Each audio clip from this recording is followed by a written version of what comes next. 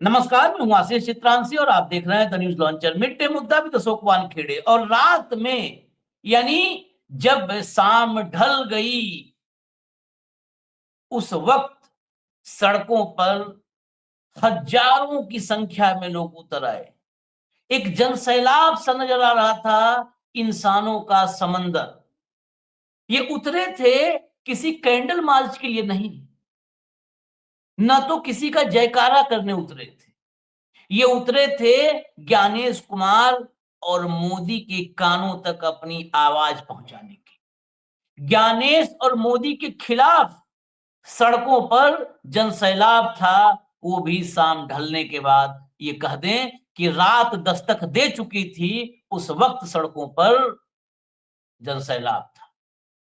सरकार ने रोकने की पूरी कोशिश की, सरकार रोक नहीं पाई। पुलिस ने जितनी तरकीबें और हथकंडे अपनाने थे सब अपना लिए। पुलिस पस्त हो गई, पूरी तरह पस्त हो गई पुलिस। और उस जनसैलाब के बीच राहुल के सभी दोस्त इकट्ठा थे और वहां पर हुआ खुला ऐलान कि वोट चोरी करने वालों का अब सीधे इलाज किया जाएगा।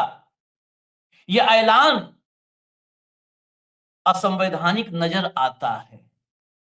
इस देश में लॉ एंड ऑर्डर की व्यवस्था है, संवैधानिक व्यवस्था है, ऐसा ऐलान क्यों करना पड़ा?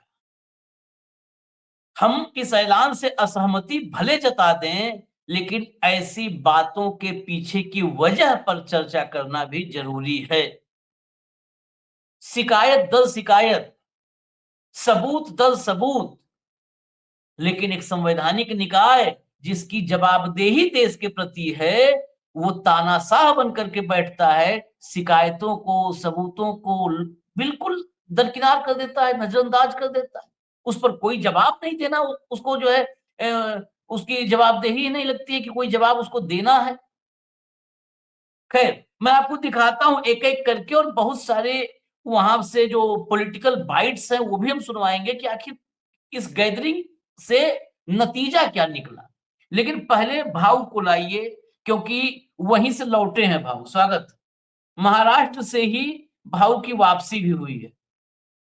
अब ये मत कहिएगा कि भाव ही करवा दिए ये, क्योंकि बहुत सारे लोग कहते हैं अच्छा लग रहा है यही करवा दिए होंगे गए तो।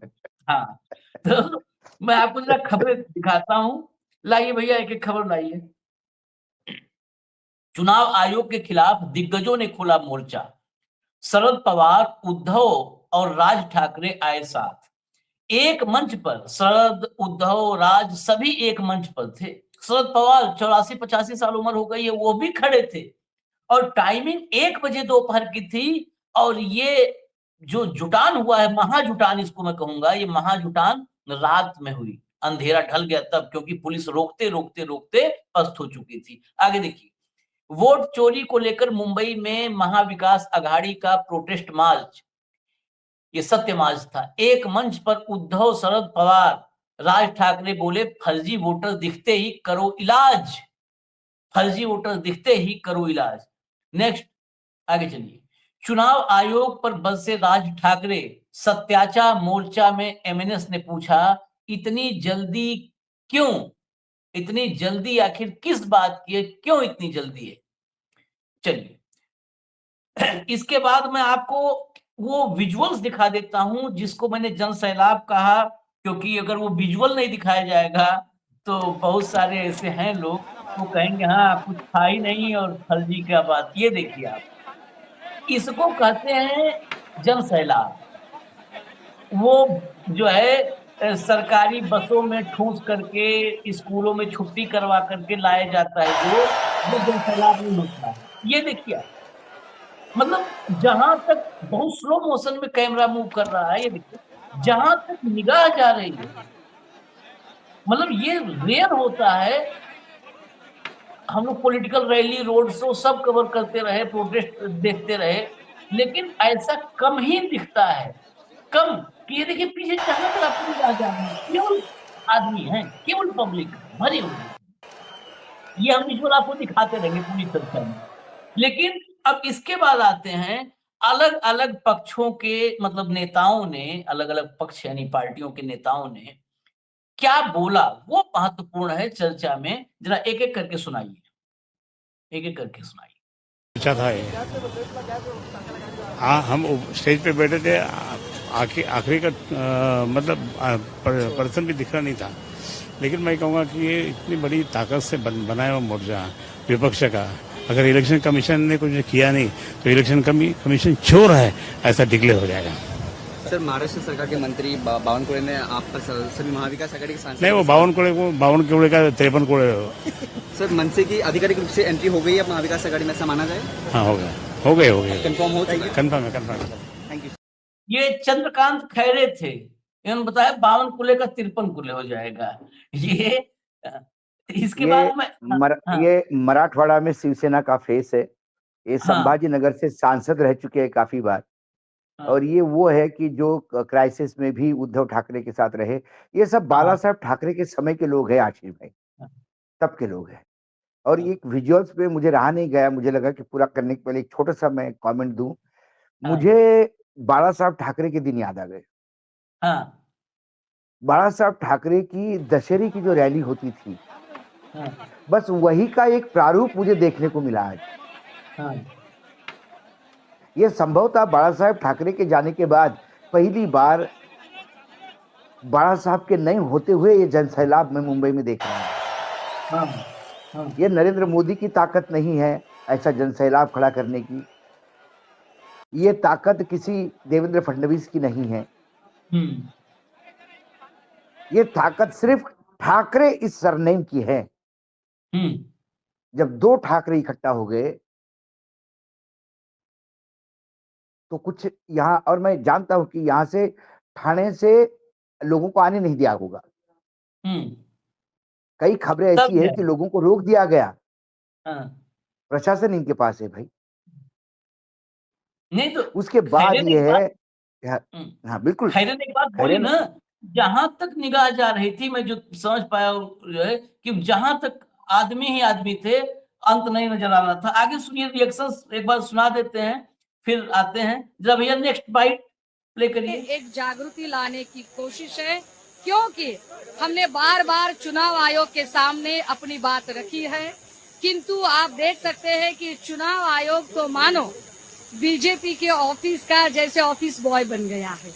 अब ऐसे लोगों से हम क्या उम्मीद करें कि जो अपने आप बिल्कुल किसी भी तरह की निर्णय क्षमता नहीं रखते हैं, तो हमें अब चुनाव आयोग से कोई उम्मीद है ही नहीं। और अगर हम सरकार के पास जाए तो उस सरकार से क्या पूछे जो सरकार स्वयं चोरी करके यहाँ बैठी है। तो चोर और लुटेरों से बात करने की बजाय जिनके वोटों की चोरी हुई है उन्हें जरा सचेत करने की जरूरत है कि देखो भैया, आने वाले इलेक्शन में, पहले इलेक्शन में आपने जो वोट दिया था वो हमें पता है कि वो आपने महाविकास आघाड़ी को ही वोट दिया था। यही प्रमाण है कि हम सत्ता में ना रहने के बावजूद लोग हमारे पक्ष में इतने ज्यादा रास्ते पर उतर रहे हैं, आमादा हो रहे हैं, किंतु फिर भी सत्ता में अगर लुटेरे बैठे हैं तो उनको वहां से हटाने का काम अब लोगों को करना पड़ेगा, क्योंकि जितनी भी इकोनॉमिक इंस्टीट्यूशन है वो सारी की सारी इकोनॉमिक इंस्टीट्यूशन यहाँ सिर्फ और सिर्फ अब बीजेपी के ऑफिस में काम करने वाले लोग बन गए। ये सुषमा अंधारे थी, उद्धव ठाकरे की नेता हैं, और मुझे लगता है शिवसेना में हिंदी इतना बढ़िया जो बहुत कम लोग होंगे उसमें शायद सुषमा अंधारे हैं, क्योंकि बड़ा हिंदी बहुत अच्छा व्यवस्थित बोल रही थी, बहुत बढ़िया बोल रही ये थी। आशीष जी, ये दलित मूवमेंट से उभरी हुआ नेतृत्व है। हाँ, दलित मूवमेंट का नेतृत्व है। और आप जब जानते हैं कि जब पिछड़े समाज से कोई नेता बन के उभर के आता है तो वो जो संघर्ष, उसकी कहानी, और बाबा साहेब आम्बेडकर को देखना हो, यदि आपको सबको देखना हो, तो ये वो संघर्षशील महिला है। हालांकि कभी आपने इसका विधान परिषद के लिए नाम नहीं देखा होगा, राज्यसभा के लिए नाम नहीं देखा होगा, क्योंकि ये उन लोगों में से है कि जो लड़ना जानते हैं, ये मांगना नहीं जानते। पार्टी ने बोलने के लिए जगह दी, यही मेरे लिए काफ़ी है। और जिसको मराठी में मुल्क मैदानी तोफ बोलते हैं, क्योंकि हम गढ़ किले हुआ करते थे महाराष्ट्र में, और किलों को फतेह करने के लिए तोपों का बहुत महत्व था। और मुल्क मैदानी तोफ यानी वो जो तोफ जो मुल्क जो मैदान मार दे, यानी लड़ाई जितवा दे, तो मुल्क मैदानी तोप है, तो ये शिवसेना की एक तोपों में से एक तोप है और बहुत ही खासकर महिला, दलित, पिछड़े और बहुत इश्यूज पे यदि सुषमा स्वराज सॉरी बोलते सुषमा स्वराज बोला मैंने, सुषमा अंधारे, सुषमा स्वराज भी जो बोलने के लिए जानी जाती थी और वो समा बांध देती थी, वही लेकिन सुषमा जी में एक भाषा और हिंदी और उसको कहते हैं कि लिटरेचर उनके भाषण में बहुत था और सौम्य थी सुषमा जी। ये विपरीत है। ये सुषमा अंधारे आक्रामक है, आग है। तो जब भी कोई ऐसा हिंदी को बाइट देना होता है, तो सुषमा जी आगे आ जाती है क्योंकि मराठी में तो आपको पता है कि हमारे बेचारे स्वर्गीय आर.आर. पाटिल इतने अच्छे गृह मंत्री, उससे बढ़िया गृह मंत्री महाराष्ट्र में हुए नहीं शायद। लेकिन वो हिंदी बोलने के चक्कर में जो बड़े-बड़े शहरों में छोटी-छोटी बातें मुंबई हमले को बोल दिया और बेचारे को अपना पद खोना पड़ा। अ, इसलिए हिंदी बोलना बहुत लोग खासकर पश्चिम महाराष्ट्र के लोग हिंदी बोलने से बहुत बहुत दूर भागते हैं। तो सुषमा जी उनमें से आपने सही कहा कि शिवसेना में हिंदी बोलने वालों में एक ज़बरदस्त है। मुझे कई लेकिन बार ये भी सुषमा लगता है कि आपने जैसा कई परिचय आपने दिया उस हिसाब से। नहीं, कई बार मुझे ऐसा भी लगता है कि चतुर्वेदी को आपने राज्यसभा दिया।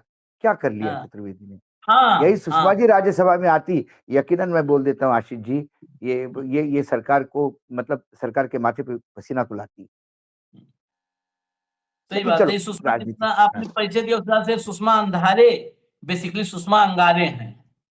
अंगारे। अंगारे। आज मैं ये नया नामाकरण सुषमा अंगारे अच्छा हाँ, लगा।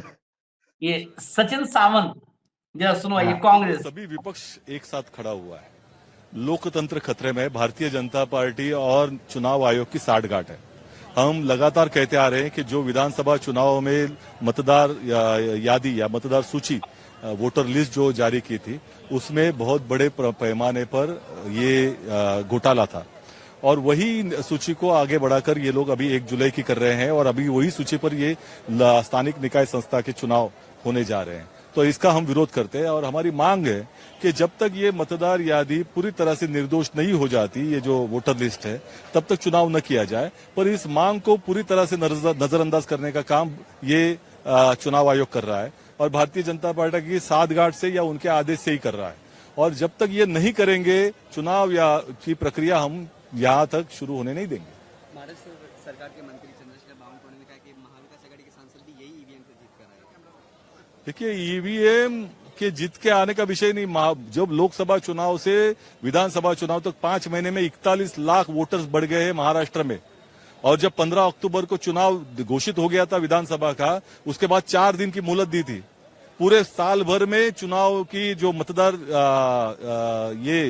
जो रजिस्ट्रेशन प्रक्रिया थी, वोटर रजिस्ट्रेशन की, वो चालू थी, लेकिन सिर्फ 15 अक्टूबर के बाद 4 दिन की मोहलत दी थी। 6.5 लाख से ज्यादा वोटर रजिस्टर हुए हैं। तो ये पूरी तरह से घोटाला है और जिस तरह से हर एक जगह पर विधानसभा क्षेत्र में कितने वोटर ऐड हो गए हैं, कितने झूठे वोटर ऐड हो गए हैं, ये सभी पूरा सबूत हम लोग दे रहे हैं।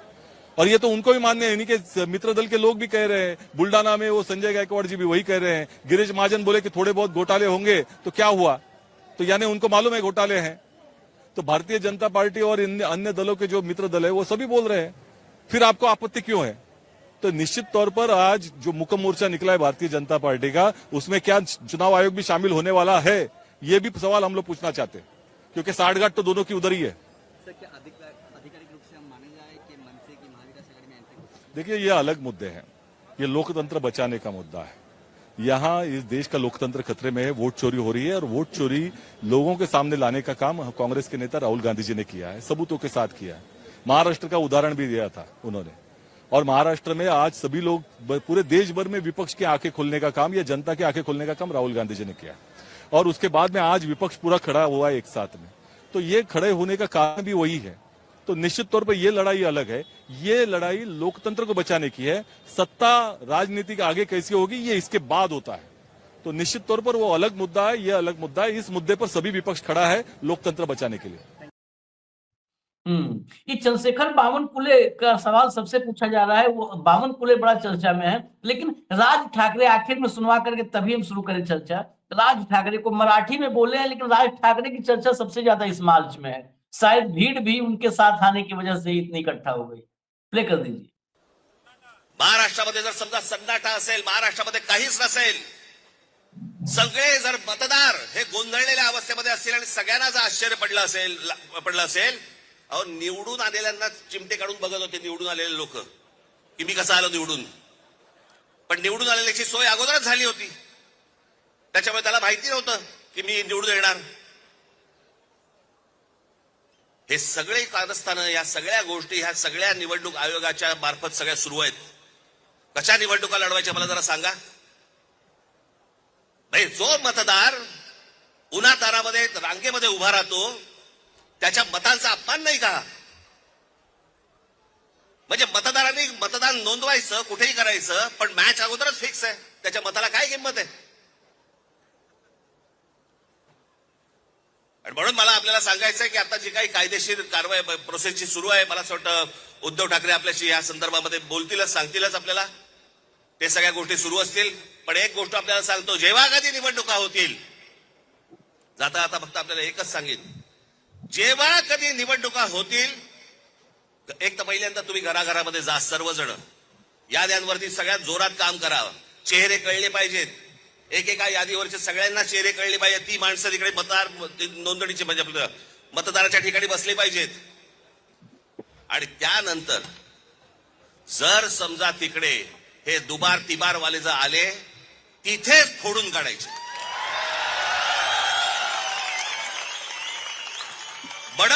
बडवायचे आणि मग पोलिसांच्या हातात द्यायचे. त्याशिवाय हे वट्टीवरती येणार नाही. त्याशिवाय हा महाराष्ट्रामधला जो चाललेला कारभार आहे हा वट्टीवरती येणार नाही. आज आपण सगळेजण इतक्या मोठ्या संख्येने इकडे सगळेजण आलात, मी आपल्या सर्वांचे मी आभार मानतो आणि आपली सर्वांची रजा घेतो. धन्यवाद. जय हिंद, जय महाराष्ट्र. राज ठाकरे बोलते हैं वो राजनीति कुछ भी करे भाऊ, मैं पूरे भाषण में खाली वो फोड़ूंगा लास्ट में, जिस पर लोग एकदम उछल गए, कुछ फोड़ने टाइप में बोला उन्होंने, वही समझे. लेकिन मैं पूरा बॉडी लैंग्वेज में जो एग्रेशन है ना, मैं कायल हूँ इस आदमी का. इस मामले में जो आवाज में जो खनक है ना, वो आवाज हिला देती है बिना माइक के भी. देखिए, आज इसीलिए मैं कहता हूँ कि राज ठाकरे के पास भले ही विधायक नहीं हो, कारपोरेटर नहीं हो, सब अपनी जगह पे सही है। लेकिन आज यदि राज ठाकरे खड़े होते तो लाखों की भीड़ खड़ी हो जाती सुनने के लिए। वो एग्रेशन है, वो क्लियरिटी ऑफ थॉट्स है, वो हाँ. If and but and between the lines नहीं बोलते। इशारों में बात करने का आदी ही नहीं है। बाल ठाकरे का बिल्कुल बाल ठाकरे जैसे बोलते हैं, और उन्होंने जो मराठी में बोला वो ये था कि चुनाव के नतीजे आने के बाद सारे मतदाता महाराष्ट्र के भ्रम में थे कि ये क्या हो गया। जो चुनाव जीत गए वो भी खुद को चिकोटी काट के देख रहे थे कि मैं ही हूं ना भाई, चुनाव जीत गया, ऐसा कैसा जीत गया। बोले उन्हें भी पता नहीं था कि उनकी जीतने की व्यवस्था पहले ही चुनाव आयोग ने कर दी है। बोले ये क्या अपमान नहीं है? जो वही धूप में लोग लाइन में खड़े होते हैं, घंटों खड़े होते हैं मतदान के लिए, क्या ये उन मतदाता के मतदान का अधिकार का अपमान नहीं है कि उसने मत देने के बाद भी विपरीत भी कोई और चुन के आता है? उन्होंने कहा कि ये सिस्टम चलेगा। उद्धव जी आपको डिटेल बताएंगे कैसा कैसा होता है, लेकिन मैं आपको एक बता दूं कि काम पे लग जाओ, घर घर जाओ, अपने जितने भी मतदाता है उनके चेहरे ध्यान से देखो, पूरे वार्ड में अपने चेहरे ध्यान से देखो, और जिस दिन मतदान होगा उस दिन बूथ पे बैठो। उनमें से कोई भी दोबारा तिबारा चौबारा वाला जो आता है ना, इधर वो नाम उधर नाम उधर नाम इधर नाम, यदि वो दिख जाए तो पहले फोड़ो, मारो, पीटो बुरी तरह से, खूब पीटना, फिर पुलिस के हवाले करना। पुलिस के हवाले मत करना वैसे। जब ये पीटने लगेंगे, जब ये मार खाएंगे, तब इनको समझ में आ जाएगा कि इधर का वोट उधर डालने जाओ तो पिटाई होती है, तब ये रुकेगा। और इसके सिवा कोई चारा नहीं है, और ये करना होगा आपको। बस हो गया काम। लोग पूछेंगे तू मेरे एरिया का है क्या? नहीं, पर मेरा मतदान है यहाँ पे। तू है कहाँ का पहले बता। नहीं, मेरा इस एड्रेस पे मतदान है मेरे। तू चल उस एड्रेस पे पहले चल। तू कह रहे तू कुलकर्णी घर में तू कैसा रहता है वहां पे?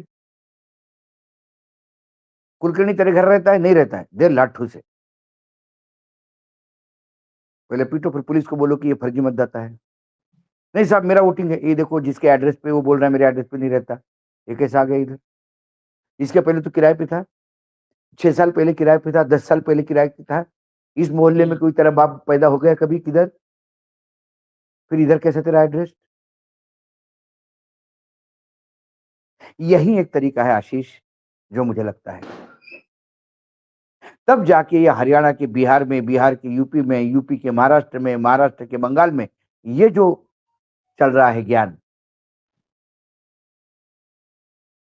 क्योंकि देखिए मैं फिर कहता हूं कि ये जो फर्जी मतदाता होते हैं ना, जो 1-1 लाख 25-25 हजार मतदाता बढ़ जाते हैं हम्म, एकाएक, या ऐसे ही बढ़ते एक एड्रेस पे, अब सुलभ शौचालय के एड्रेस पे नाम दिए।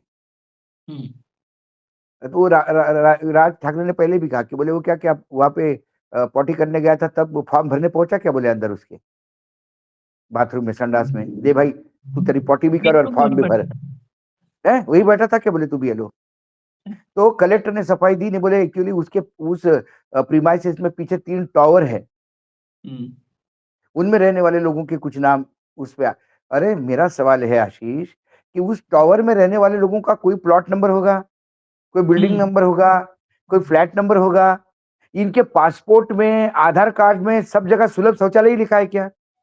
हम्म, हम्म, सवाल ये है, क्या इनका ऑफिस या बैंक में एड्रेस सुलभ शौचालय लिखा है क्या? मतलब जनता को मूर्ख समझते हैं आप। हम्म। लेकिन इसमें इसमें जो भीड़ वाली बात थी, राहुल गांधी ने जब से वोट चोरी महादेवपुरा से खोलना शुरू किया, जब से खोलना शुरू किया, राहुल गांधी के हर खुलासे के बाद इस देश में जो पहला व्यक्ति सामने आया, वो नाम है देवेंद्र फडणवीस का। हर बार इस पर कई बार आपने भी बोला है कि ये फडणवीस क्यों उछलने लगते हैं। वो आदमी सबसे पहले आया, अरे ये फर्जी बोलता है, इसको कोई सुनने वाला नहीं है। ठीक है, राहुल गांधी फर्जी बोलते राहुल गांधी ने बैंगलोर सेंट्रल का एक कॉन्स्टिट्यूंसी का बताया, उस पे हाँ, रिएक्शन देवेंद्र फडणवीस उठा के देते हैं। फडणवीस, क्या मतलब फडणवीस का आता है क्या है आज आशीष, फडणवीस के। दिल्ली से हम्म, दिल्ली से फोन जाता होगा, हम्म, टॉमी शुरू, छू और शुरू। नहीं, मैं ये यही सवाल सवाल उसी से जोड़ रहा कि आज आपके घर में आप राहुल गांधी कर रहे हो, आपके घर में उद्धव राज और शरद पवार जो महाराष्ट्र की राजनीति के पितामह हैं, वो खड़े थे और जन सैलाब के बीच खड़े थे। सन्नाटा है, जुबान नहीं खुल रही, आज ये आज समझ। आज शिवसेना किसकी है ये पता पड़ गया। हम्म, हम्म, आज ठाकरे के मायने पता पड़ गए। हम्म, पुलिस ने परमिशन नहीं दी, हम्म, धमकी दी हम्म, कि सभा लेने पे अरेस्ट कर लिया जाएगा, हम्म, लेकिन सभा हुई। हम्म, कर लो गुने तक। मुझे तो ये डर था कहीं साठे मैडम के बेंच पे तुरंत एप्लीकेशन नहीं लगा देगी हम्म, हम्म, कि उसी में इमरजेंसी में निर्णय आ जाए, हम्म, या सुओ मोटो साठे मैडम का बेंच सुओ मोटो नहीं ले मुंबई हाईकोर्ट वाला कि नहीं नहीं ये रैली अभी रोक दो। 12 अभी कितने बजे, 12:15 हो गए, 12:30 पे यदि नहीं रोके तो फिर इसके ऊपर कार्रवाई की जाएगी। और न्यायपालिका को मानना। फिर अब न्यायपालिका ने कहा कि तुम ग्राउंड खाली करो, नहीं किया तो न्यायपालिका अवमानना, और न्यायाधीश के ऊपर जूता मारो तो अवमानना नहीं, तब नहीं होगा। न्यायाधीश को गालियां दो तो अवमानना नहीं। बड़ा अजीब न्यायपालिका है। जब पार्टी के स्पोक्स पर्सन को न्यायाधीश बनाओगे तो यही निर्णय आएंगे, और ऐसे ही जरांगे पाटिल को खाली किया जाएगा, ऐसा ही किसानों को डराया जाएगा। साठे मैडम की जिंदगी मुंबई में गई है, उन्होंने सिर्फ रोटी खाई है, गेहूं कैसा पैदा होता है शायद उन्होंने देखा नहीं, उस किसानों की दुर्दशा उन्होंने देखी नहीं। नहीं तो इस जरांगे के आंदोलन पे बोलने के पहले 3 बार सोचते। मानवीय अंग है नहीं आशीष। मानवीयता का जो पुट होता है, ह्यूमैनिटी जिसको कहते हैं हम, वो न्यायपालिका शून्य हो गया है, शून्य हो गया है। नहीं, अभी मैं ओक साहब को पढ़ रहा था, थोड़ा विषयांतर हो रहा है, ओक का साहब को मैं पढ़ रहा था। हम्म, अभी ओक साहब एक लेक्चर सीरीज में आए थे दिल्ली में हम्म, हम्म, पिछले सप्ताह, हम्म, और ये जो सन्याल साहब है, जो एंटायर पॉलिटिकल साइंस उसी यूनिवर्सिटी से पढ़े हैं शायद, हम्म, उन्होंने स्टेटमेंट दिया था कि न्यायपालिका विकास को रोकती है। हम्म, तो ओक ने कहा कि न्यायपालिका आलोचना बिल्कुल सहन करती है, लेकिन आलोचना उदाहरण के साथ हो।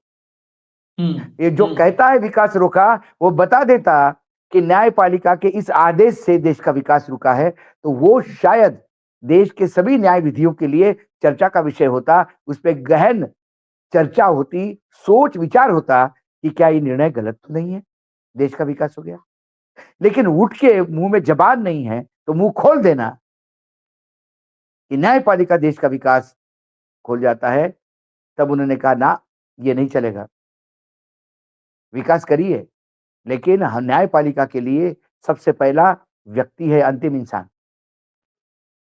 इंसान को रहने को घर मिले, 2 टाइम की रोटी मिले, स्वास्थ्य सेवाएं मिले और शिक्षा मिले, उसे हम कम से कम विकास मानते हैं। विकास की परिभाषा आपकी अलग हो सकती है। जंगलों की कितनी जरूरत है, पहाड़ों की कितनी जरूरत है, नदियों की कितनी जरूरत है, ये इंसान के जरूरतों के अनुसार तय होगा, ना कि आपके विकास के द्योतक इसको रोंदने देगा। बहुत उन्होंने लिया।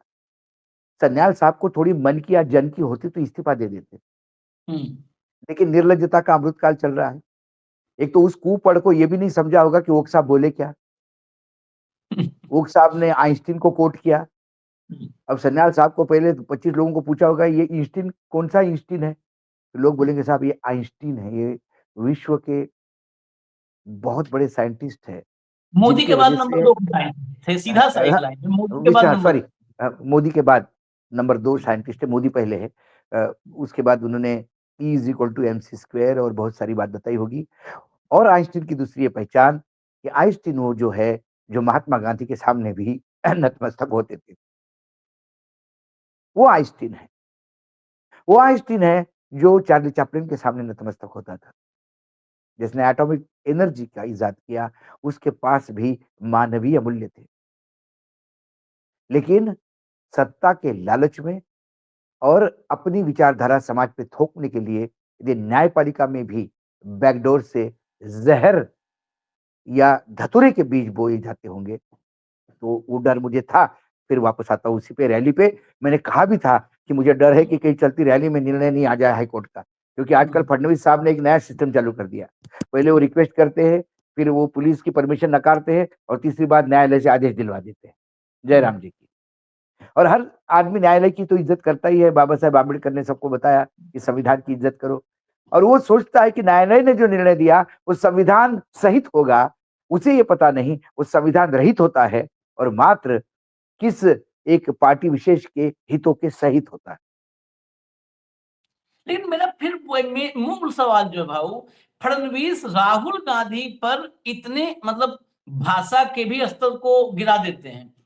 कल उद्धव ठाकरे झूठे हैं, राज ठाकरे झूठे हैं, शरद पवार फर्जी हैं, ये क्यों नहीं बोले? क्यों सन्नाटा है कि मुंबई में बिल्कुल सर पर जब जन सैलाब उतर आया, तब क्यों नहीं मुंह खुला फडणवीस का? नहीं खुलेगा, नहीं खुलेगा। वो राज ठाकरे को जानते हैं, वो उद्धव ठाकरे की हाँ, ताकत जानते हैं, इसीलिए वो मैं पूछा था। ठाकरे ठाकरे सरनेम को जानते हैं। हम्म, एकनाथ शिंदे भी नहीं बोला कुछ, बोल देना हाँ, चाहिए था कि ये फालतू का समय, उधर 25 लोग नहीं आए थे, बोल देना था ना। हाँ, एकनाथ शिंदे को बोल देना चाहिए था। हमारे यहाँ बहुत बकलोल है वहां पे बोलने वाले। हम्म, शेलार है, आशीष शेलार, हम्म, उसने बोल देना चाहिए था। ये रोज के इनके इनके गले में बवासीर है, रोज ये सुबह उठते से ही जहर उगलना शुरू करते हैं सब लोग। बोलते हैं आज वो बावन कुड़े बेचारा नागपुर में बैठा है, उसको शहीद करवा देते हैं। उसने कहा कि नहीं, संविधान संविधान के अनुसार ही हो रहा है, और भाई SIR होगा। किसी ने कहा नहीं होगा, बिल्कुल होना चाहिए, लेकिन अभी चुनाव के बाद होगा, क्योंकि SIR पहले होगा तो इनका पटिया मतलब लोकसभा का जो लोकसभा में जो नतीजा आया, वो नतीजा स्थानीय निकाय में होगा। इनको विधानसभा का चोरी किया हुआ नतीजा चाहिए, जो नतीजा वोट चोरी से आया था। इसीलिए उस मतदाता सूची को छेड़ना नहीं चाहते स्थानीय निकाय के चुनाव के पहले, क्योंकि बाप बोल के गया है मुंबई में, पापा ने बोला है कि मुझे ट्रिपल इंजन की सरकार चाहिए हम्म हम्म और एक बार पापा कहते हैं बड़ा नाम करेगा, देवेंद्र हम्म बड़ा काम करेगा। तो वो ज्ञानेंद्र बड़ा काम करेगा, माफ कीजिए, देवेंद्र हम्म, ज्ञानेंद्र सब एक ही है ये, हाँ हाँ नरेंद्र हाँ के चेले। हाँ तो ये सारा है, इसलिए आवाज नहीं आएगी। इस पे आपको कोई रिएक्शन नहीं आया कि नहीं, हाँ ठीक है। हम अब लोग कहने लगे सभी, हम कौन कहता है एसआईआर नहीं है? एसआईआर तो हम चुनाव आयोग ने शुरू किया। देखिए बिहार में वो मना कर रहे थे, लेकिन हमने कहा अच्छा है, हम्म, तो महाराष्ट्र क्यों नहीं? लोग नहीं, अपने अभी चुनाव सर पे है, तो चुनाव तो यूपी में भी है, चुनाव तो हम्म, केरल में भी है। वहां चुनाव के पहले चुनाव के साथ एसआईआर हो सकती है, महाराष्ट्र में हाँ ही क्यों नहीं? नहीं हाँ क्योंकि महाराष्ट्र को निगलना है इस अजगर को। हम्म, जो अनाकांडा है, हम्म, इसको महाराष्ट्र अजगर को निगलना है। और इस बार राज ठाकरे ने तय कर लिया है, उद्धव ठाकरे और राज ठाकरे दो भाई होते, देखो एक और एक गहरा तो हो ही जाते हैं आशीष। हम्म, एक सौम्यता उद्धव ठाकरे की और एक आक्रामकता राज ठाकरे की, हम्म, ये 50-50 वाला बिस्किट है। हाँ, चलिए, अब ये जो है, अभी तो ये आगाज है। अगर जो पब्लिक का अपीयरेंस दिखा है, जो उत्साह पब्लिक में दिखा, जो ऊर्जा दिखी, जो राज ठाकरे के उस आखिरी लाइन पर जो जनता का समर्थन दिखा, वो बहुत गंभीर इशारा करता है। वक्त मुझे लगता है रहते कि अगर जाग गए मुझे लगता है ज्ञानी। कि राज ठाकरे को एक बार फिर से सुनाई जी आप थोड़ा सा, क्योंकि उसका जब मैंने हिंदी में अभी ट्रांसलेशन किया है, तो अब ट्रांसलेशन करने के बाद उसको अब समझने के बाद सुनने में और मजा आ जाएगा, हाँ, दर्शकों को राज भी ऐसा ठाकरे लगता है कई मुझे। कोचिंग करते एक बार राज ठाकरे हैं। को एक बार महाराष्ट्रामध्ये जर समजा सन्नाटा असेल, महाराष्ट्रामध्ये काहीच नसेल, सगळे जर मतदार हे गोंधळलेल्या अवस्थेमध्ये असतील आणि सगळ्यांना जर आश्चर्य पडलं असेल, अहो निवडून आलेल्यांना चिमटे काढून बघत होते निवडून आलेले लोक, की मी कसा आलो निवडून. पण निवडून आलेल्याची सोय अगोदरच झाली होती, त्याच्यामुळे त्याला माहिती नव्हतं की मी निवडून येणार. हे सगळे कारस्थानं, या सगळ्या गोष्टी, ह्या सगळ्या निवडणूक आयोगाच्या मार्फत सगळ्या सुरू आहेत. कशा निवडणुका लढवायच्या मला जरा सांगा. भाई, जो मतदार उन्हातारामध्ये रांगेमध्ये उभा राहतो, त्याच्या मतांचा अपमान नाही का? म्हणजे मतदारांनी मतदान नोंदवायचं, कुठेही करायचं, पण मॅच अगोदरच फिक्स आहे, त्याच्या मताला काय किंमत आहे?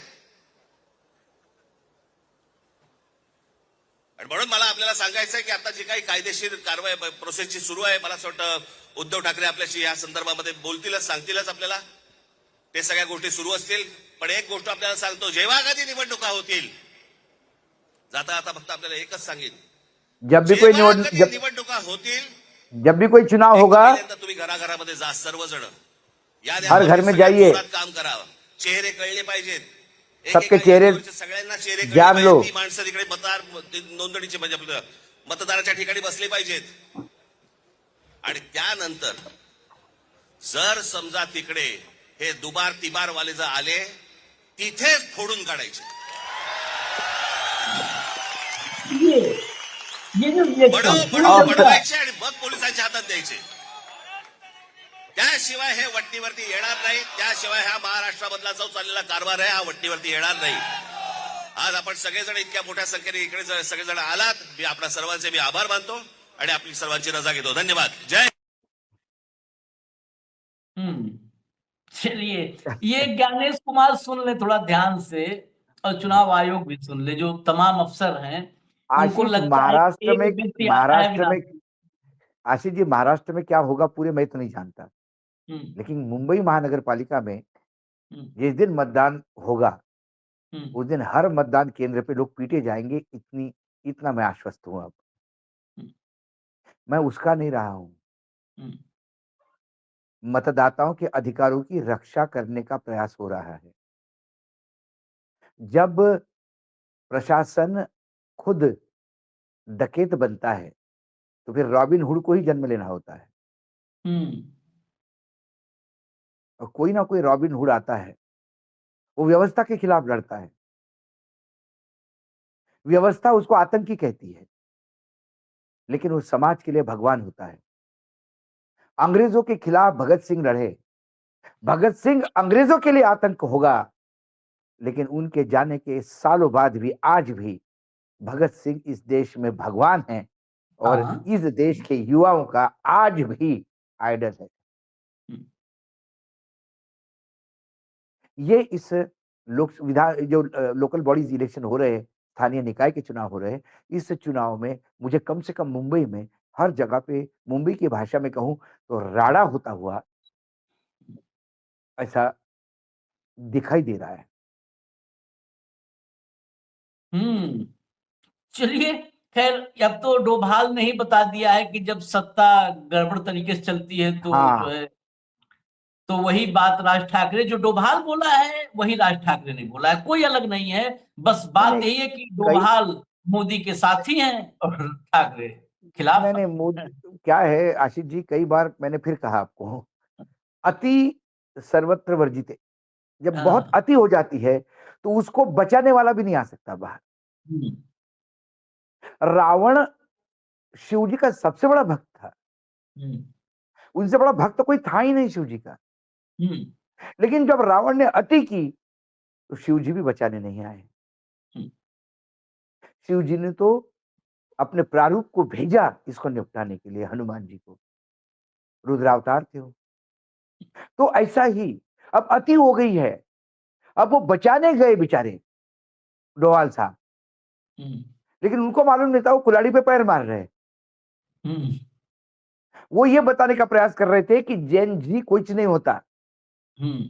वो मोदी जी और अमित शाह को दिलासा दे रहे थे कि आप जैन जी से डरो मत, ये जैन जी वगैरह कुछ नहीं है। तो फिर ये तो बोलना ही पड़ेगा कि वहां परिवर्तन क्यों हुआ, वहां क्रांतियां क्यों हुई। हम्म। तो बोले वो प्रशासन लचर था, हम्म। सत्ता खराब थी। फेलियर ऑफ एडमिनिस्ट्रेशन, सत्ता खराब होने की वजह से।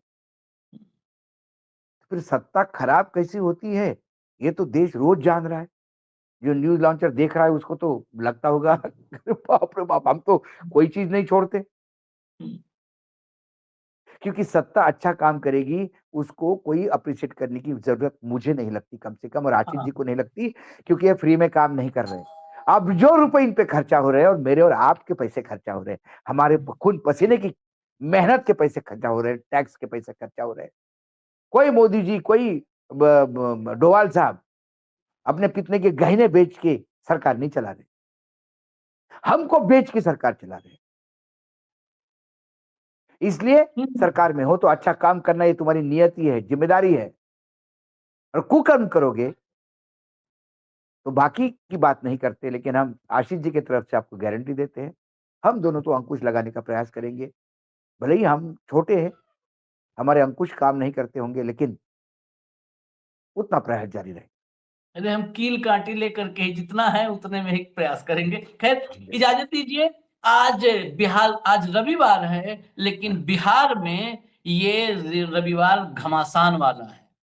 एक तरफ मोदी का रोड शो है तो दूसरी तरफ राहुल गांधी की दो जनसभाएं हैं। सब आपको दिखाएंगे, हमारे साथ रहिएगा, पूरे दिन सब दिखाएंगे, कुछ नहीं छूटेगा। राहुल गांधी उन इलाकों में जा रहे हैं जहां पर हेलीकॉप्टर नहीं उतरने दिया था तेजस्वी को, वहां राहुल गांधी जा रहे हैं। आज जहां पर मोदी जी जा करके 17 बार जंगल राज बोले थे बेगूसराय में, जहां पर झटका मामलों के विशेषज्ञ गिरिराज सिंह जहां से आते हैं, झटका मामलों के जानकार, आज वहां पर राहुल गांधी जा रहे हैं। तो बड़ा घमासान है रविवार को। रहिए साथ हमारे। धन्यवाद भाव, बहुत बहुत धन्यवाद। हम फिर आएंगे भाव के साथ शाम तक। नमस्कार।